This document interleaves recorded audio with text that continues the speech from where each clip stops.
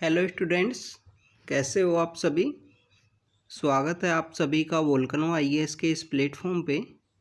Students, अगर हम बात करें इस लेक्चर की तो ये हमारा डेली क्विज का डिस्कशन लेक्चर है, जिसके अंदर हम डेली क्विज के जो क्वेश्चंस आपको देते हैं उनकी यहाँ पे प्रैक्टिस करवाते हैं, उसके बारे में डिस्कस करते हैं कि क्या क्या इम्पोर्टेंट थिंग है, कोई दूसरे ऑप्शन जो होते हैं क्वेश्चन के अंदर में उनसे रिलेटेड कोई इन्फॉर्मेशन हो तो वो सब आपको इस डिस्कशन वीडियो के थ्रू मिलती है।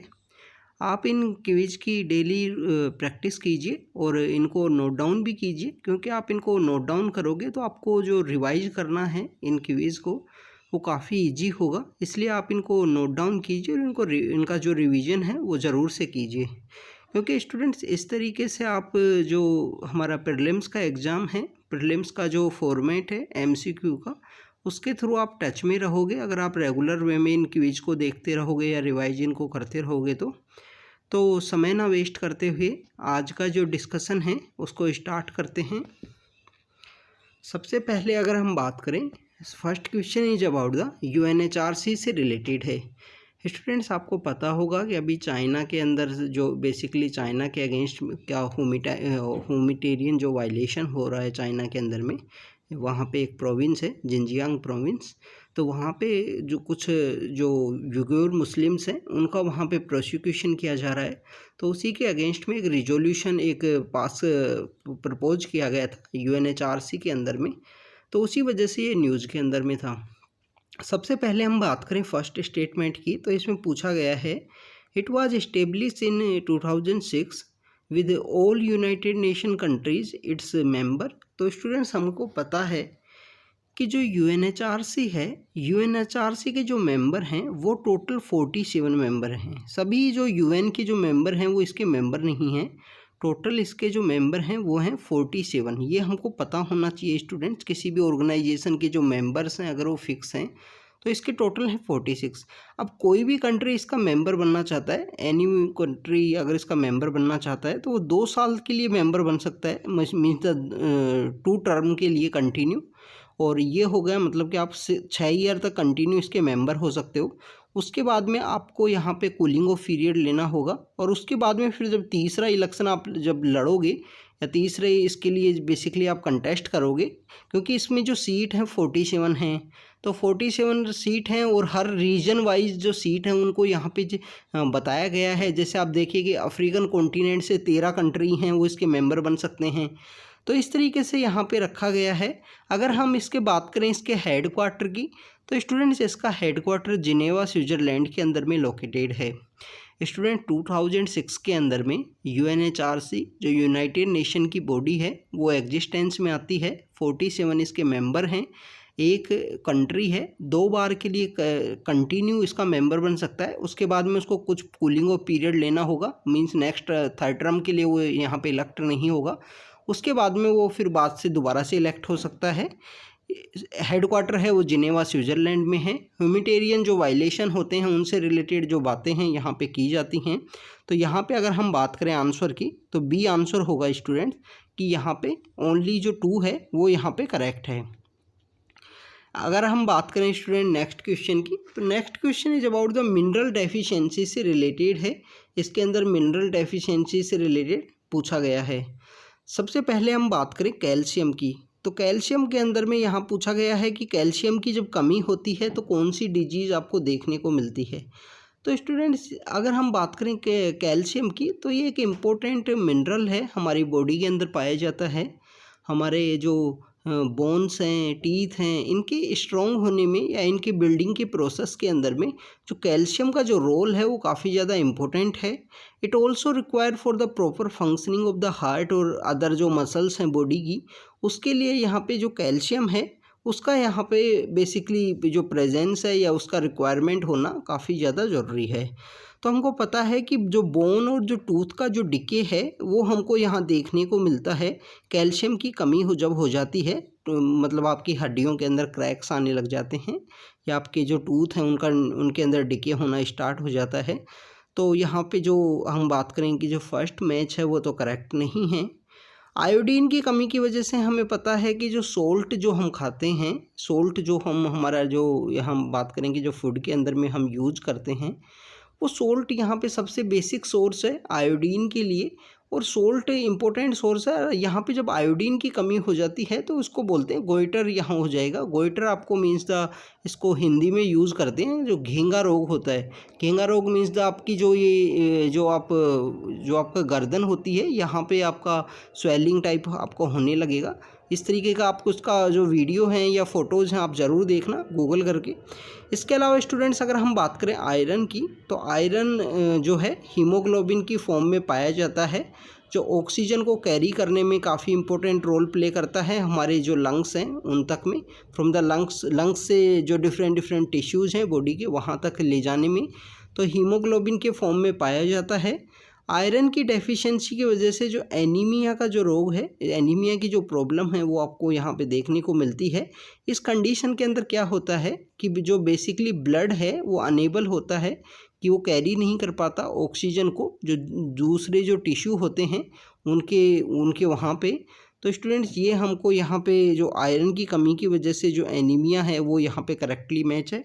तो सिर्फ एक जो पेयर है वो यहाँ पे करेक्टली मैच है, तो ए यहाँ पे आंसर होगा। कैल्शियम की वजह से हमने देखा कि बोन एंड टूथ का डिके होता है, आयोडीन की वजह से गोइटर रोग होता है, आयरन यहाँ पे करेक्टली मैच है, आयरन की वजह से एनीमिया होता है। 2014 या 13 के अंदर में एक इस तरीके से क्वेश्चन पूछ लिया गया था स्टूडेंट्स प्रीलिम्स के अंदर। काफ़ी बार ये इजी क्वेश्चंस भी पूछ लिए जाते हैं, जैसे यहाँ पे विटामिन सी की कमी की वजह से कौन सा रोग होएगा या कौन कौन सी प्रॉब्लम होंगी, वो सब पूछ लिए जाते हैं। तो आपको पता होना चाहिए इन सब के बारे में भी। ये हमारी बेसिक साइंस की बुक्स में है, और साइंस की बुक हम NCERT सीरीज़ के थ्रू कंप्लीट करवा रहे हैं आपकी। स्टूडेंट्स अगर हम बात करें नेक्स्ट क्वेश्चन की, next question is about the जो लाहौर सेशन है कांग्रेस का, उससे रिलेटेड है कि जो लाहौर सेशन है उसका क्या आउटकम रहे, उन सब चीज़ों से रिलेटेड है। तो यहाँ पे पूछा गया है कि जो पूर्ण स्वराज है उसको डिक्लेयर किया गया था कांग्रेस का गोल। तो स्टूडेंट्स ये तो हमें पता है कि जो पूर्ण स्वराज है वो कांग्रेस का गोल है, वो 1929 सेशन के अंदर हुआ, कि जो नेक्स्ट मंथ आएगा। ये बेसिकली ये जो सेशन था कांग्रेस का, ये 1929 के दिसंबर के अंदर हुआ था, और दिसंबर के भी इवन सबसे लास्ट में हुआ था, लास्ट वीक के अंदर में। तो दिसंबर के अंदर होता है, तो इन्होंने एक थिंग डिसाइड की थी कि जो 26 जनवरी है, जो 26 जनवरी है 1930 का, उसके दिन हम पूर्ण स्वराज दिवस के रूप में इसको सेलिब्रेट करेंगे, पूर्ण स्वराज डे के रूप में इसको सेलिब्रेट करेंगे। और कांग्रेस का मेन यहाँ ऑब्जेक्टिव बना दिया कि अब हमको कंप्लीट इंडिपेंडेंस लेना है, पूर्ण कंप्लीट इंडिपेंडेंस मीन्स द पूर्ण स्वराज है उसको अचीव करना है। तो 26 जनवरी को इन लोगों ने पूर्ण स्वराज डे के रूप में सेलिब्रेट किया था। इसी हिस्टोरिकल डे का यहाँ पे इन्फ्लुएंस को देखते हुए हमारा जो कॉन्स्टिट्यूशन है वो 26 नवंबर 1949 को बन गया था, कंप्लीट हो गया था। बट 2 महीनों तक वो कमेंसमेंट नहीं हो पाया। 26 जनवरी 1950 को कमेंस हुआ ड्यू टू दिस पूर्ण स्वराज डे का जो सेलिब्रेशन की वजह से, क्योंकि हिस्टोरिकल इन्फ्लुएंस था। इसी वजह से हम हमारा रिपब्लिक डे है वो 26 जनवरी को सेलिब्रेट करते हैं। उस लाहौर सेशन कांग्रेस के अंदर जो पूर्ण स्वराज की बातें की गई उसकी वजह से। इसके जो प्रेसिडेंट थे यहाँ पे जवाहरलाल नेहरू जो हैं वो इसके प्रेसिडेंट थे। वल्लभ भाई पटेल ने जो सेशन हेड किया था वो 1931 के अंदर में जो कराची सेशन था उसे हेड किया था, क्योंकि आपको पता है कि कांग्रेस का 1930 का जो सेशन था वो नहीं हुआ था, 1931 के अंदर ही फिर सेशन हुआ था। तो 31 का जो कराची सेशन था उसको वल्लभ भाई पटेल ने हेड किया था, और वहाँ पे फंडामेंटल राइट उसके पार्ट बने थे कि सेशन के अंदर में डिमांड की गई थी फंडामेंटल राइट उसके आउटकम थे। इसके अलावा इकोनॉमिक प्रोग्राम से रिलेटेड भी ऐसे डिफरेंट सेशंस में कोई ना कोई डिमांड होती है। आपको इनके बारे में पता होना चाहिए कि कांग्रेस का पहला सेशन गांव के अंदर कब हुआ, ऐसा कौन सा सेशन था जिसमें पहली बार गांधी जी कांग्रेस के सेशन में अपीयर हुए, कौन से सेशन के अंदर अगर हम बात करें कि किसी मुस्लिम जो प्रेसिडेंट ने वहाँ पे प्रिसाइड किया, किसके अंदर महिला ने किया। तो इन सब जो पॉइंट्स हैं इनके बारे में आपको पता होना चाहिए। कौन से के अंदर जो हमारे फॉरेन प्रेसाइडिंग ऑफिसर थे उस कांग्रेस के सेशन के। काफ़ी इम्पोर्टेंट फंक्शंस सेशंस भी हैं। जैसे आप देखिए कि गांधी जी द्वारा सिर्फ एक सेशन है जो कांग्रेस का हेड किया गया है, जिसको प्रिसाइड किया है उन्होंने बेलगाम सेशन को। तो इस तरीके के आपको सेशंस के बारे में पता होना चाहिए। तो यहाँ पे हम बात करें अगर आंसर की, तो ए आंसर होगा, क्योंकि वल्लभ भाई पटेल ने हेड किया था 1931 का सेशन, 29 का किया था पंडित जवाहरलाल नेहरू ने, और फंडामेंटल राइट है वो 1931 सेशन के ही पार्ट हैं। तो ये दोनों यहाँ पे इनकरेक्ट होंगे। स्टूडेंट्स, अगर हम बात करें नेक्स्ट क्वेश्चन की, next question is about the returning officer से रिलेटेड है। यहाँ पे पूछा गया है कि रिटर्निंग ऑफिसर कौन होता है जब प्रेसिडेंट का इलेक्शन जब होता है, तो उस समय में उनका रिटर्निंग ऑफिसर कौन होता है। तो स्टूडेंट्स, हमें पता है कि ये जो सेक्रेटरी जनरल होते हैं लोकसभा के, या सेक्रेटरी जनरल होते हैं राज्यसभा के, वो यहाँ पे रिटर्निंग ऑफिसर के रूप में काम करते हैं प्रेसिडेंट के इलेक्शन के समय में। ये बेसिकली इनकी जो ये जो जिम्मेदारी है प्रिसाइडिंग ऑफिसर की, रिटर्निंग ऑफिसर की, secretary general of Lok Sabha and secretary general of the Rajya Sabha, ये रोटेशन के बेसिस पे होती है कि हो सकता है कि 1 ईयर वो करें। जैसे आप देखें कि 2017 के समय जब प्रेसिडेंट का इलेक्शन हुआ था, तो लोकसभा के जो सेक्रेटरी जनरल थे, सेक्रेटरी जनरल ऑफ लोकसभा, वो रिटर्निंग ऑफिसर थे। अभी जो प्रेजेंटली 22 के अंदर जब ये प्रेसिडेंट का इलेक्शन हुआ है, तो उसके अंदर हमको देखने को मिला कि जो सेक्रेटरी जनरल ऑफ राज्यसभा हैं वो रिटर्निंग ऑफिसर थे। तो इनके बारे में आपको पता होना चाहिए। काफ़ी इजी क्वेश्चन था ये। चीफ इलेक्शन कमिश्नर नहीं होते हैं, सेक्रेटरी जनरल ऑफ लोकसभा यहाँ पे होते हैं। इलेक्शन कमीशन के द्वारा तो यहाँ पे जो इलेक्शन है उसको कंडक्ट किया जाता है। इलेक्शन को कैसे, इलेक्शन कमीशन के द्वारा कौन कौन से इलेक्शंस कंडक्ट किए जाते हैं? President, vice president, vice president, general election और स्टेट के इलेक्शन। अब हम बात करें कि लोकल बॉडी के इलेक्शन कौन कंडक्ट करता है। लोकल बॉडी के इलेक्शन जो कंडक्ट करता है वो करता है स्टेट इलेक्शन कमीशन। आपका कोई स्टेट का इलेक्शन कमीशन होगा। इन सभी इलेक्शंस के अंदर में वो हेल्प ज़रूर करता है इलेक्शन कमीशन की। जो स्टेट इलेक्शन कमीशन है वो हेल्प ज़रूर करेगा कि जो ऑफिसर्स को अरेंज करने में, किसको प्रिसाइडिंग ऑफिसर बनाना है, इलेक्शन की टीम है वो किस तरीके से वर्क करेगी, तो वो यहाँ पे वर्क के अंदर में पार्टिसिपेट ज़रूर करते हैं। बट इलेक्शन जो कंडक्ट कराए जाते हैं वो इलेक्शन कमीशन के द्वारा किए जाते हैं।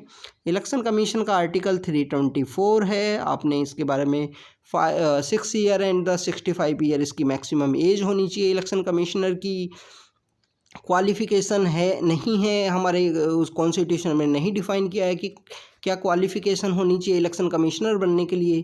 पहले 1 मेंबर बॉडी होती थी, बाद में 3 मेंबर हुई, फिर दोबारा से 1 मेंबर बॉडी बनती है, और अब प्रेजेंट समय में 3 मेंबर बॉडी है इलेक्शन कमीशन। पहले वोटिंग की एज 21 थी, फिर उसको रिड्यूस करके 18 कर दिया गया 61 कॉन्स्टिट्यूशन अमेंडमेंट एक्ट के थ्रू।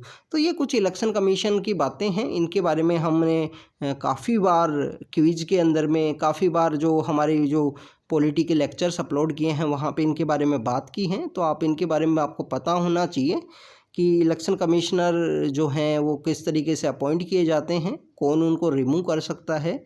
और हमारे काफ़ी फेमस इलेक्शन कमिश्नर, जैसे हम बात करें कि हमारे पहले इलेक्शन कमिश्नर कौन थे, ये आप कमेंट सेक्शन के अंदर बताना।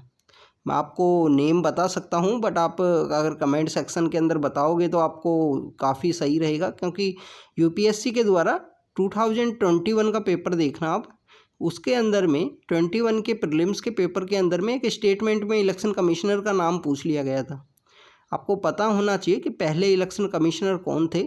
उससे रिलेटेड एक एडिटोरियल लिखा था हमारे एक इलेक्शन कमिश्नर थे, अशोक लवासा। अशोक लवासा जब इलेक्शन कमिश्नर थे, उन्होंने उनके लिए एक हिंदुस्तान टाइम्स के अंदर में या कोई न्यूज़पेपर के अंदर में एक एडिटोरियल लिखा था काफ़ी अच्छा, कि जो शिव कुमार सेन ने किस तरीके से वर्क किया। तो आप ज़रूर बताना कि कौन हमारे इलेक्शन कमिश्नर थे पहले।